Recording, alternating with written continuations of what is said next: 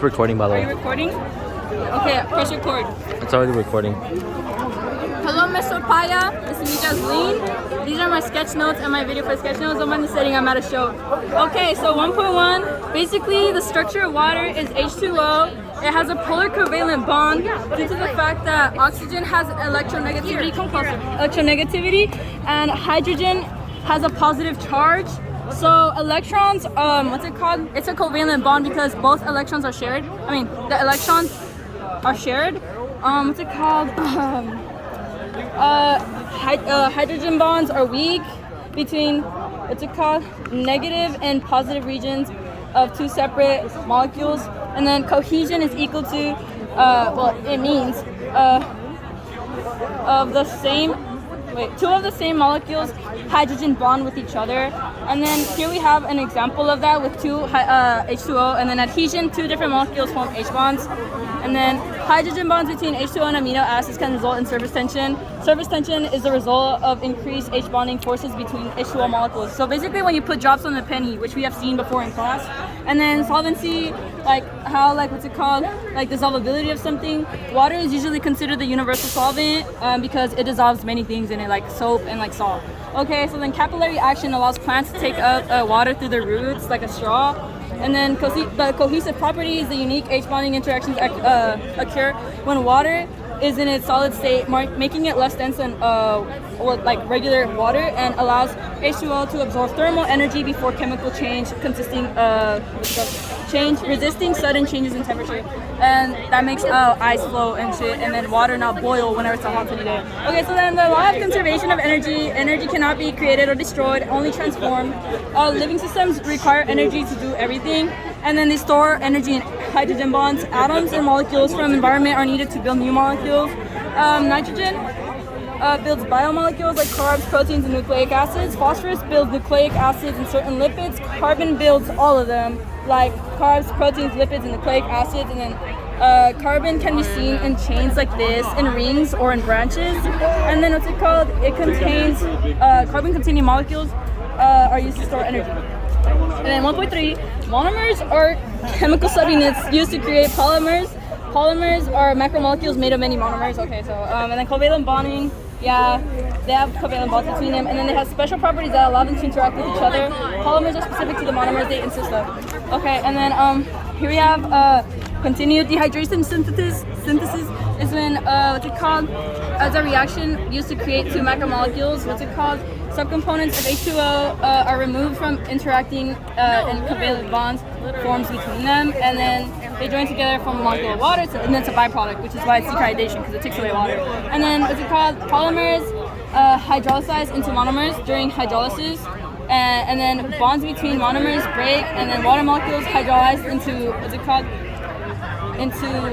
H and OH are added to different monomers. So the opposite of dehydration synthesis is hydrolysis, and you can see here dehydration synthesis right here, and then the opposite would be like taking this H2O plus this, and then it becomes this.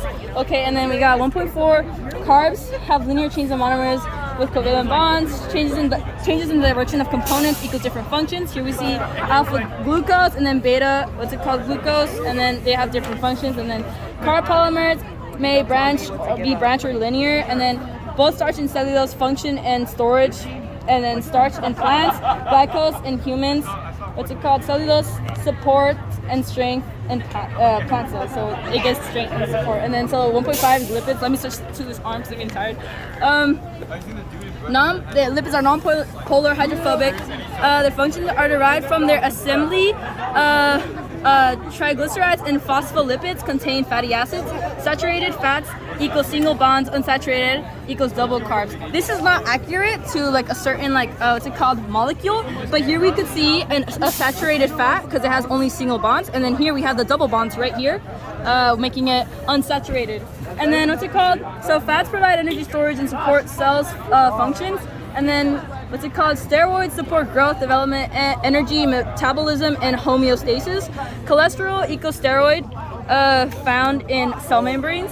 And then phospholipids join and form phospholipid bilayer in plasma and cell membranes. And then I had a second paper because I ran out of space. Sorry, Miss Huapaya, but I had to prioritize the info. And then similarities in RNA is they both have nucleotides are made of five carbon sugars.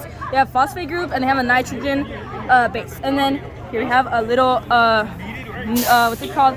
Nucleotide. What's it called? And the monomers are connected by covalent bonds. Obviously, sugar and phosphate create the backbone. And then what's it called? Well, they create the sugar phosphate backbone or whatever. And then differences in DNA and RNA is DNA is double strand, RNA is single strand. DNA has thymine, RNA has uracil. And then DNA strands are anti-parallel, whereas RNA only have one strand, so it's like whatever. And then here we have a mini DNA model because I didn't have enough space. And then adenine and thymine, have 2 hydrogen bonds. And then guanine and cytosine have 3 hydrogen bonds. Hydrogen bonds stabilize structures during, And then during synthesis of nucleic acid polymers, nucleotides can only be added to the 3 thingy end, which would be like over here, there's the 5, and then we like 5 over here, and then 3 over here. Okay, then 1.7, last one. Proteins comprise linear chains of amino acids with covalent bonds at the carboxyl terminus. And then, They both, proteins have carboxyl and amine terminus. And then here we have an amino acid, and then here is the peptide bond with the G double bond, C, N, and H right here. And then, primary structure is determined by a sequence of amino acids held together by pep bonds. Secondary arises through local folding of amino acid chains into elements such as alpha helices or beta sheets. Tertiary structure overall is a 3D shape of proteins. Quaternary arises from the interactions between multiple polypeptide units. Amino acids comprise of central carbon atoms with hydrogen atoms, carboxyl groups and amine groups, and R groups through covalent bonding, and then linear chains of amino acids connected by peptide bonds that form between carboxyl groups and one amino acid and amine group. Okay, thank you, Ms. Huapaya. That was my AP Bio presentation. I hope you learned from my thingy. Okay, thank you.